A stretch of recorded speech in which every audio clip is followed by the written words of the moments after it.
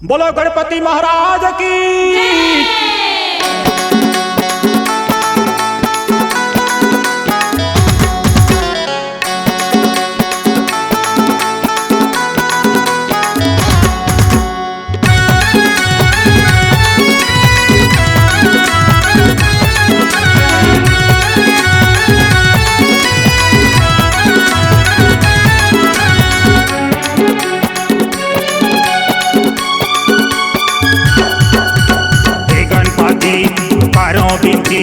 सुनी ले हमर गोहार, हे गणपति करो बिनती सुनी ले हमर गोहार।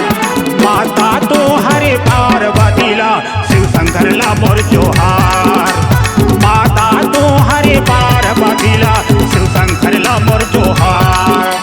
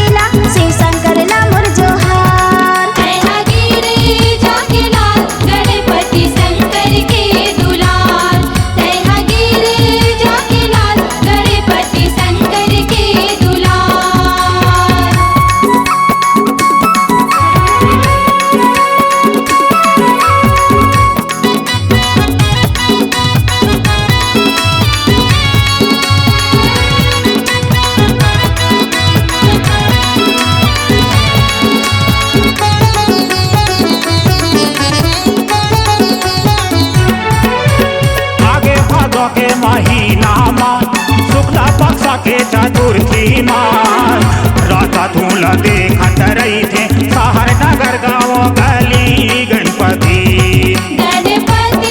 बप्पाना स्वामी हमूला जन भुलाना। गणपति बप्पाना स्वामी हमूला जन भुलाना। सब देवता ने है स्वामी मोर, पहली पूजा होते जितोर। शहर नगर गाँव गली में घूमरत रही थे सोर। गणपति तोला बंदो बारंबार, गणपति सुमिरो बारंबार।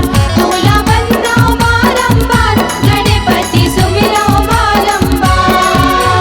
हे गणपति करो बिनती सुनी ले हमर गोहार।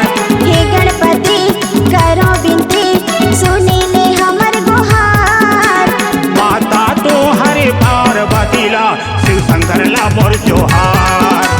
माता तो हरि पार्वती ला शिव शंकर ला मोर जोहार। तैहागिरे जाके लाल, गणपति शंकर के दुलार।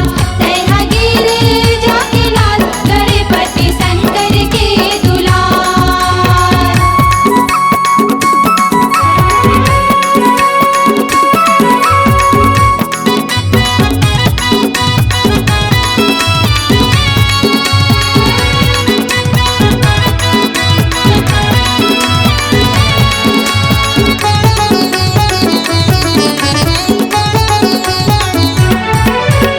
एके दंते दयावंते हो, चार भुजाधारी है।